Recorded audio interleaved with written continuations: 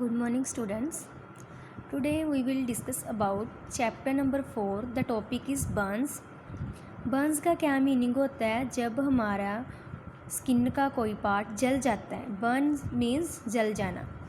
When the skin gets exposed to high temperature, the outer layer of the skin gets removed and exposes the inner sensitive layer to germs and dust. इसमें क्या बताया गया है कि जब हमारी skin जो है वो हाई टेम्परेचर के कारण जल जाती है, उससे क्या हो जाता है कि आउटर लेयर जो उसकी स्किन की आउटर साइड होती है वो रिमूव हो जाती है और इनर लेयर जो होती है उसका इनर पार्ट वो हमें दिखना शुरू हो जाता है. और जब ये इनर पार्ट एयर के कांटेक्ट में आता है तो ये पार्ट जर्म्स कंटेन कर लेता है. In case of a burn, immediately wash the burnt part with cold water. जेकर हमारी बॉडी का कोई भी पार्ट जल जाता है तो हमें उसी टाइम उसको ठंडे पानी से कोल्ड वाटर के साथ उसको वॉश कर देना चाहिए. Apply an antiseptic like Burnol to the wound. जो भी वो जख्म हुआ है उस पर हमें एंटीसेप्टिक जैसे कि बर्नॉल उसको अप्लाई करना चाहिए, उस पर लगा देना चाहिए. If antiseptic is not available, use a mixture of baking soda and water to the burnt area. जेकर हमारे पास एंटीसेप्टिक नहीं है तो हम क्या यूज़ कर सकते हैं? बेकिंग सोडा एंड वाटर को मिलाकर उसका मिक्सचर जो है वो बर्nt एरिया पे लगा सकते हैं. Never prick the blisters that arise after burns, as it exposes the inner sensitive tissue to germs. जो वो बर्nt एरिया है उस पर ब्रिक्स बन जाएंगे, ब्लिस्टर्स बन जाएंगे. उन ब्लिस्टर में छाले पड़ जाएंगे. जेकर उस पर छाले पड़ जाते हैं तो उनको हमें प्रिक नहीं करना चाहिए, मीन्स बार बार टच नहीं करना चाहिए.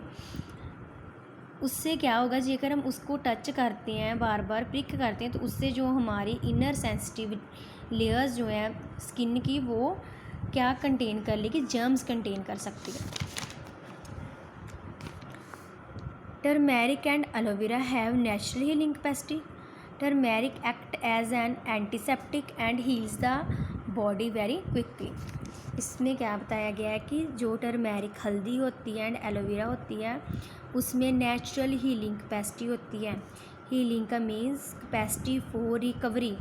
वो जो हमारा जख्म हुआ होता है, जो हमें जहाँ चोट लग जाती है उसको रिकवर करने में हेल्प करती है. Turmeric acts as an antiseptic and heals the body very quickly. Turmeric एक एंटीसेप्टिक की तरह एक्ट करती है एंड हमारी बॉडी को हील कर देती है, जल्दी ही हील्स कर देती है. हीलिंग क्या होता है? a natural process by which the body repair itself. Body खुद बाय खुद अपने आप को रिपेयर कर सकती है. Next we will discuss about sprains and fractures, injuries to bones.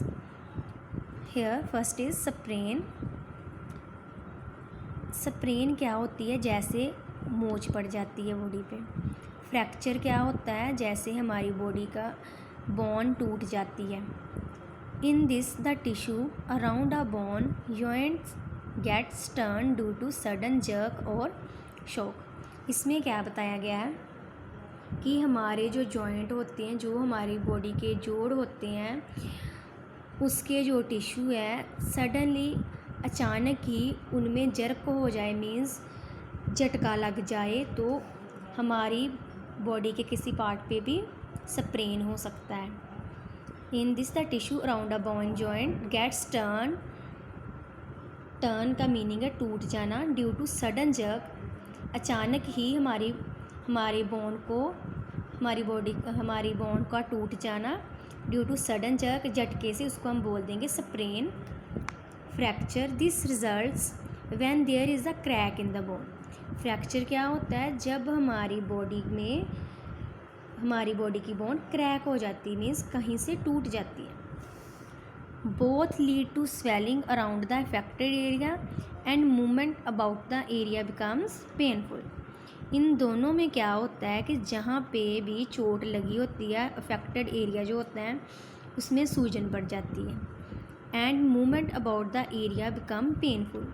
और जब हमने उस पार्ट को जहाँ पे फ्रैक्चर हुआ है, जहाँ स्प्रेन हुआ है, उसको मूव करना है तो वो एरिया हमें पेन देगा। जब हम चलेंगे तो उस एरिया से हमें दर्द फील होगा। Apply an ice pack to the sprained area to reduce pain. जब हमें स्प्रेन हुआ है तो हम क्या अप्लाई कर सकते हैं, आइस का पैक जहाँ पे वो स्प्रेन्ड एरिया है, ताकि जो हमारी पेन वो रिड्यूस हो सके। फ्रैक्चर में हम क्या करेंगे, restrict the movement of the affected part and apply pain relieving ointment. इसमें हम अपने जिस पार्ट में फ्रैक्चर हुआ है उसको मूव करने से रोकेंगे और जो अफेक्टेड एरिया है उसमें हम पेन रिलीफिंग ऑइंटमेंट मीन्स जो हमारी मरहम पट्टी हम करते हैं उस पर हम वो करेंगे। Apply a pain relieving ointment and tie the affected area with the crepe bandage. इसमें भी हम क्या करेंगे, पेन रिलीविंग ऑइंटमेंट मरहम पट्टी करेंगे एंड जिस एरिए पे वो स्प्रेन हुआ है उस अफेक्टेड एरिया को हम क्रेप के बैंडेज से उसको टाई कर देंगे, उसको कवर कर देंगे। Use a splint to give support to the fracture bone. Splint means जैसे ये ट्रायंगल शेप में इसमें नेक को कवर हुआ है, ऐसा हम स्प्लिंट यूज़ करेंगे, पट्टी से यूज़ करेंगे जो उस फ्रैक्चर बोन को सपोर्ट देगी। This provide support to the affected area during movement. इसमें हमने क्या अप्लाई किया था, बैंडेज अप्लाई किया था, रिलीविंग ऑइंटमेंट अप्लाई किया था। ये क्या करेगा, हमारी बॉडी के उस पार्ट को सपोर्ट करेगा जो अफेक्टेड एरिया जहाँ पे स्प्रेन हुआ है, जब हम मूवमेंट करेंगे तब ये उसको सपोर्ट करेगा। To restrict the movement use a sling a cotton folded into a triangular shape, it supports the affected part. इसमें उन्होंने क्या बोला है कि हमें मूवमेंट नहीं करनी चाहिए और हमें क्या यूज़ करना चाहिए, स्लिंग यूज़ करना चाहिए। स्लिंग क्या होगी, एक पट्टी सी होगी जो एक ट्रायंगुलर शेप में है और ये क्या करेगी, सपोर्ट करेगी इफेक्टेड पार्ट को जिस पे चोट लगी हुई है। Avoid movement of the affected part and in case the swelling does not reduce visit a doctor. इसमें उन्होंने क्या बोला है कि हमें मूवमेंट को अवॉइड करना चाहिए, हमें कम से कम चलना चाहिए। जो भी हमारा इफेक्टेड पार्ट है, जहाँ पे भी चोट लगी है, जेकर उसकी सूजन नहीं जा रही, स्वेलिंग हो रही है, तो हमें किसके डॉक्टर के पास विज़िट करना चाहिए, डॉक्टर को दिखाना चाहिए।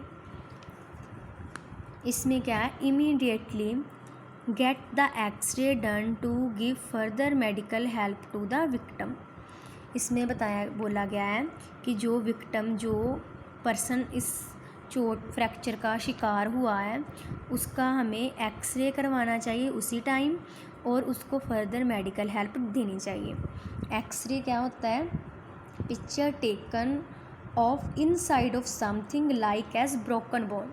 हम जो हमारी बोन ब्रोकन हुई है, टूट गई है, उसका हम इनसाइड पार्ट देख सकते हैं कि ये कहाँ से इसको चोट पहुंची हुई है, उस प्रोसेस को हम बोल देंगे x-ray. Next is animal bite. Animal bite क्या होता है कि जो एनिमल है वो काट जाते हैं, दांत लगा देते हैं, उसको हम बोल देंगे animal bite. Animal bite is a very dangerous as the bites various insects and animals is poisonous and can even cause death if they enter the body. Animal bite इसमें क्या बताया गया कि बहुत ही डेंजरस होती है, ख़तरनाक होती है और इंसेक्ट के कंपेयर हम इसकी जो बाइट होती है वो डेंजरस होती है। एंड एनिमल्स इज़ पॉइजनस, क्योंकि जो एनिमल होते हैं वो जहरीले होते हैं। एंड कैन इवन, जेकर एनिमल बाइट कर जाता है किसी को भी तो उस पर्सन की इवन डेथ भी हो सकती है if they enter the body, जेकर वो उसकी बॉडी में उसके जर्म्स एंटर हो जाएं तो। डॉग बाइट, जेकर डॉग बाइट कर जाता है तो हमें क्या करना चाहिए, wash the wound with water and antiseptic as the saliva of dogs contain harmful germs which can cause rabies. Dog bite कर गया तो हमें क्या करना चाहिए, उस वाउंड को, उस जख्म को हमें वॉश करना चाहिए वाटर के साथ। देन उस पर एंटीसेप्टिक अप्लाई करना चाहिए। और जेकर उन्होंने बताया है कि जेकर डॉग का सलाइवा, जो थूक होता है, जो सलाइवा होता है डॉग का, उसमें हार्मफुल जर्म्स होते हैं, जेकर वो बॉडी में एंटर हो जाता है तो उसके साथ हमें डिजीज़ लग सकती है, जिसको हम बोल देंगे rabies. Apply an antiseptic. Wound को वॉश, जख्म को वॉश करने के बाद हमें उस पर एंटीसेप्टिक अप्लाई करना चाहिए। Immediately visit the doctor. उसी टाइम हमें डॉक्टर के पास जाना चाहिए। Thank you students.